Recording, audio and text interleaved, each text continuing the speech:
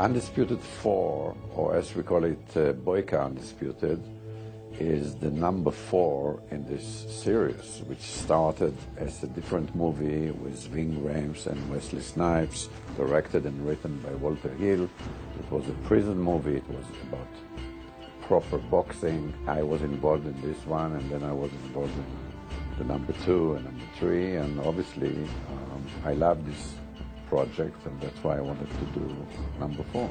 What we wanted to do was, you know, kind of bring a new twist to the Booyka character and to the story.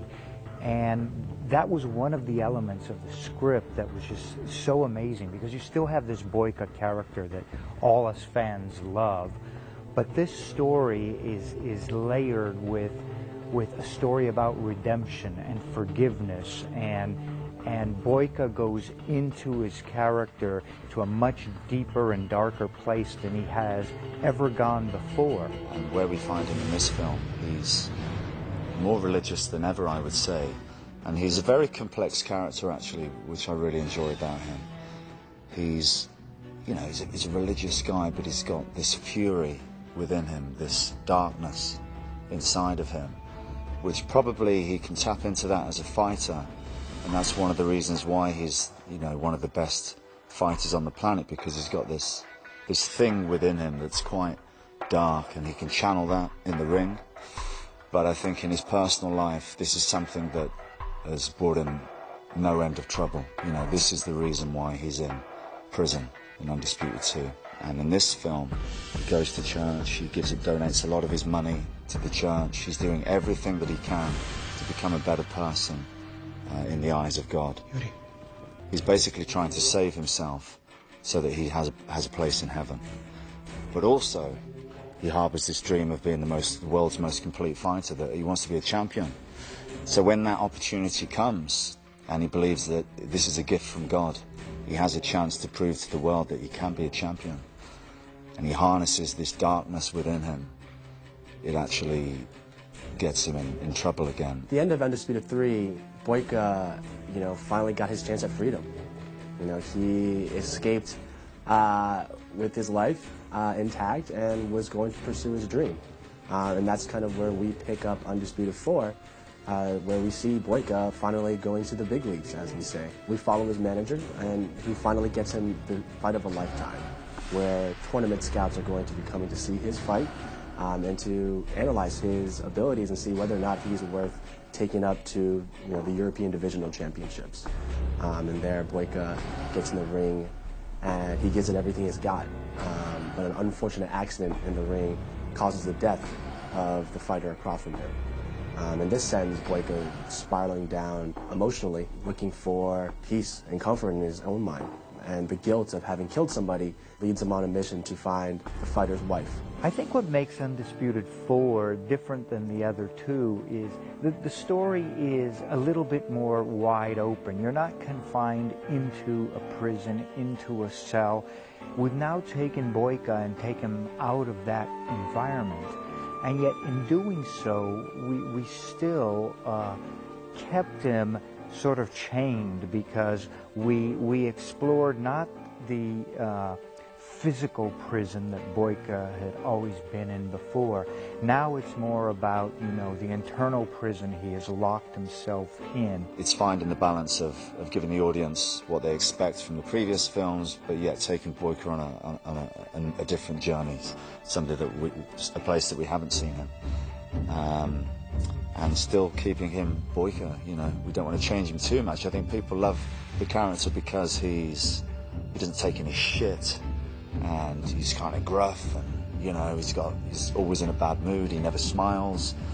But we do take him to a place in this movie where you will see a different side of him. What was interesting was that when some of the first scenes we did were actually some, you know, lighter sort of, where Booyka is in this film, it's uncharted territory. You know, he's trying to be a bit softer towards the leading lady, the predicament that's going on there. So some of the first scenes that we did I was so uncharacteristic of Booyka that I was actually second guessing myself, thinking, hang on a minute, is this Booyka? This doesn't feel like Booyka. I'm not sure about this.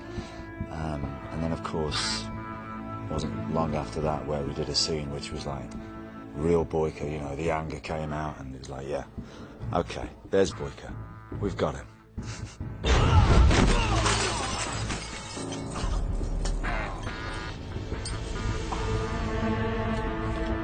No, wait.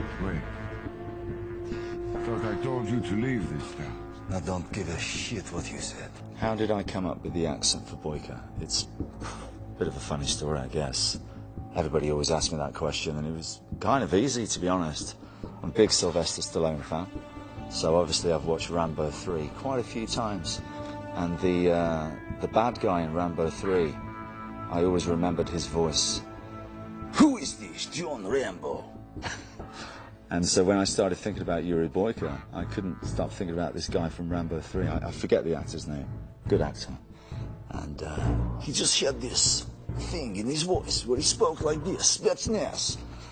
And then I adapted that voice. Made it a little bit deeper, you know. And somewhere here I found Bójka, Yuri Bójka. For some reason my lip curls up like this when I do him, which I don't know why, but it helps. Bring me your fucking champion. If we didn't know Scott was born in London, you would expect him to be Russian. I mean, he is a guy who can play a lot of different roles, but he's really channeled Bójka over the years and grew into this character. He brings in a personality and determination and the effort that I haven't seen with any other actor. These action set pieces that we have in the movie are brutal.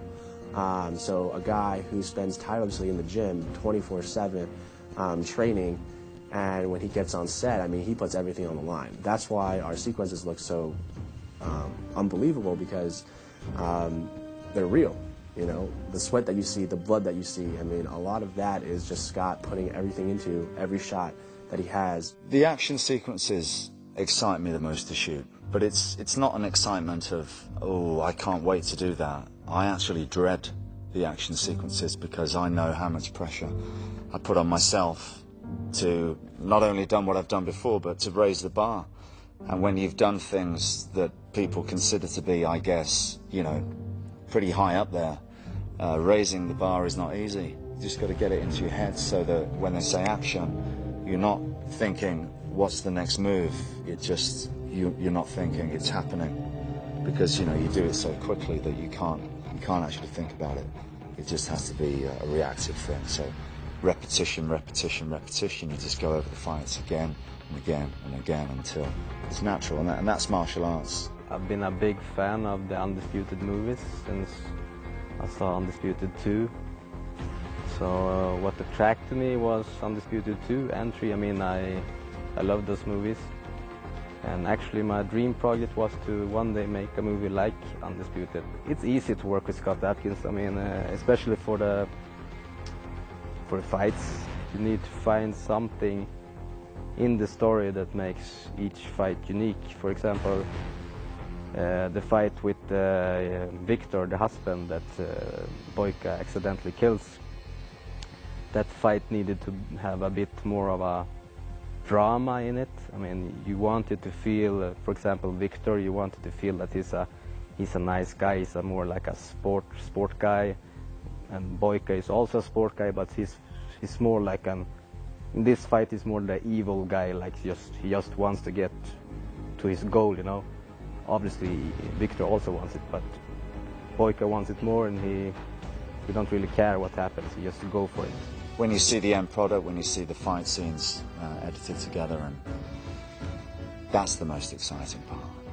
That's when you realise, yes, it was worth it. All the pain was worth it. I really hope that people can go out and legitimately buy the film and pay for it, and not download it and not pirate it, because at the end of the day, it's a small film. So if you enjoy films like this, and I know that many of you do because I hear it every day, please, please, please find a way to legitimately buy the movie through legitimate means, so that the film makes money and we can make another one and another one after that, and maybe even with a bigger budget, and give you guys more of what you clearly love to see.